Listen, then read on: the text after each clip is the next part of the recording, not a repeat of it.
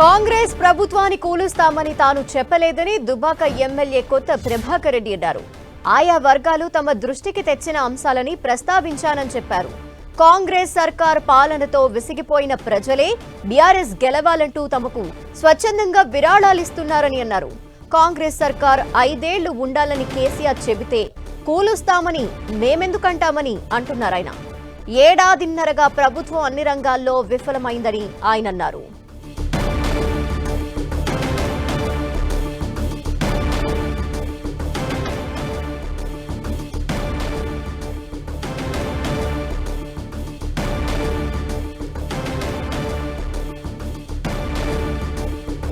కాంగ్రెస్ ప్రభుత్వాన్ని కూలుస్తామని తాను చెప్పలేదని దుబ్బాక ఎమ్మెల్యే కొత్త ప్రభాకర్ రెడ్డి అన్నారు.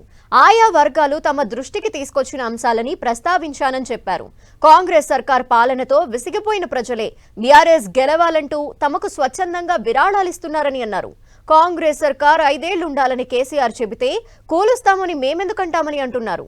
ఏడాదిన్నరగా ప్రభుత్వం అన్ని రంగాల్లో విఫలమైందంటున్న కొత్త ప్రభాకర్ రెడ్డితో మా ప్రతినిధి Ramakrishna face to face. Dubbaka MLA కొత్త ప్రభాకర్ రెడ్డి కాంగ్రెస్ ప్రభుత్వాన్ని పడగొట్టాలని చెప్పి అన్నారని చెప్పి కూడా కొంత వైరల్ అవుతున్న నేపథ్యంలో వారి స్పందన తీసుకుందాం. చెప్పండి సార్, కాంగ్రెస్ ప్రభుత్వాన్ని అనలేదు, పడగొడదామని నేను అనలేదు. ప్రజలు ఏమంటున్నారు, మళ్ళీ మీరే రావాలి సార్, మీకు మేము చందాలు ఇస్తాము, మేము మీకు ఏదంటే అది ఇస్తాము, ఖర్చుల కోసం ఇస్తాము, మీరు మళ్ళీ రావాలి, ఈ ప్రభుత్వంతో మేము వేగలేము, ప్రభుత్వం పనిచేస్తలేదు, ప్రభుత్వాన్ని పక్కన పెట్టి మళ్ళీ మీరు రావాలి, కేసీఆర్ రావాలి అంటారు తప్ప మాకేం అవసరం, ఎట్లాగో పడిపోతుంది, ఇంకా 2 ఏళ్ళు 3 ఏళ్ళు ఉన్నది, దీన్ని కూలిపోయేదానికి మేమెందుకు వాడగొడతాం, మీ ప్రభుత్వము మాకేం పనిపాట లేదా, మాకు మా నాయకుడే 5 ఏళ్ళు ఉండాలని చెప్పిండు, ఆయన మాట కాదని మేమెందుకు వడగొడతాము, మీ దాంట్లోనే మీరే వడగొట్టుకుంటే అది మీ ఇష్టం. అది ఇలా మీరు రకరకాలుగా మీరు మాట్లాడుకుంటారు, రాజగోపాల్ రెడ్డి వడగొడతా అంటున్నాడు, ప్రేమ్ సాగర్ ఇంకోళ్ళు వడగొడతా అంటారు, ఇంకోళ్ళు వడగొడతా అంటారు, మినిస్టర్ రాకపోతే నా సంగతి చూస్తాను, రంగారెడ్డి ఒక ఎమ్మెల్యే అంటున్నాడు, మేము రాజీనామా చేసిపోతాను, గాలని చూసుకోరు ఫస్ట్, మమ్మల్ని మేమెందుకు వడగొడతాం, మేము సంచులు ఇచ్చి మీ ఎమ్మెల్యేలను కొని ఈ స్క్రాప్ ఎమ్మెల్యేలను కొనుక్కొని ఆ చెత్త అంతా మేమెందుకు పెట్టుకుంటాం, మాకు ఏం అవసరము, మాకు ఉన్న రోజులు మంచిగా పనిచేయమంటున్నాం, మీ సిస్టమ్ పనిచేస్తలేదు. గవర్నమెంట్ అంటే ఏంది, లీడర్ ఒక పార్టీ పనిచేస్తుందా, మా గవర్నమెంట్ అట్టల్ని ఫ్లాప్ అయిపోయిందన్న, మా దాంట్లోకి వెళ్ళి పోయిన వాళ్ళు మళ్ళీ వాపసు వస్తూ అంటారు, మళ్ళీ ఎందుకు వాపసు వస్తున్నారు రాబాయ్ అంటే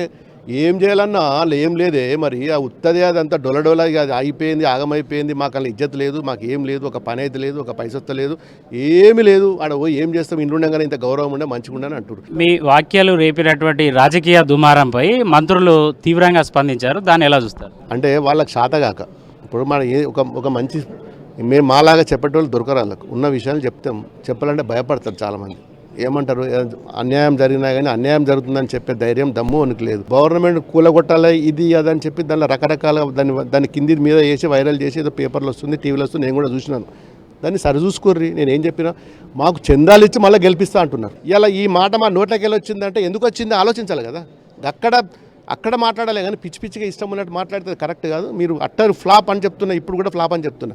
నిజంగా నీకు సిన్సియారిటీ ఉంటే ఇంతమంది మంత్రులు ఉన్నారు, గవర్నమెంట్ ఉంది, సిస్టమ్ ఉంది, ఎక్కడ ఫెయిల్ అవుతున్నాము, ఎందుకోసం ఇట్లా బయటకు వస్తున్నాయి వార్తలు అని చెప్పి మీరు ఒకసారి దాన్ని క్రోడీకరించుకోర్రి, మీరు దాని మీద మాట్లాడుండ్రి. అపోజిషన్ ఎమ్మెల్యేగా ఉండి కాంగ్రెస్ పట్ల సానుభూతిగా 2-3 పర్యాయాలు మాట్లాడారని, తర్వాత సీఎం కలవడం జరిగిందని, దాన్ని ఓవర్కమ్ చేయడానికే ఇలా మాట్లాడుతున్నారు.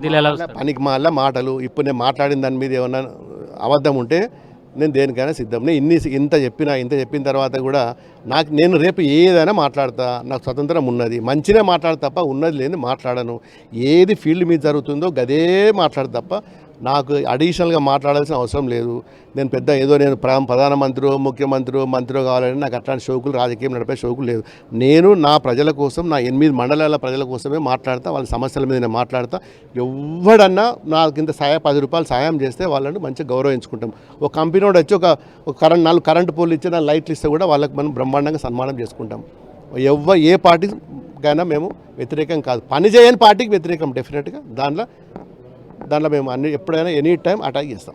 దుబ్బాక ఎమ్మెల్యే కొత్త ప్రభాకర్ రెడ్డి గారు చేసినటువంటి ఈ రాజకీయ దుమారం రేపినటువంటి వ్యాఖ్యలు కేవలం తాను ప్రజల కోసమే మాట్లాడని చెప్పి నియోజకవర్గంలో ఉన్నటువంటి ప్రజలు తమ అభిప్రాయాన్ని వెళ్ళబుచ్చిన సందర్భంలోనే మాట్లాడారని చెప్పి కూడా చెప్తున్నారు. కెమెరామెన్ గిరితో రామకృష్ణ, 10 TV.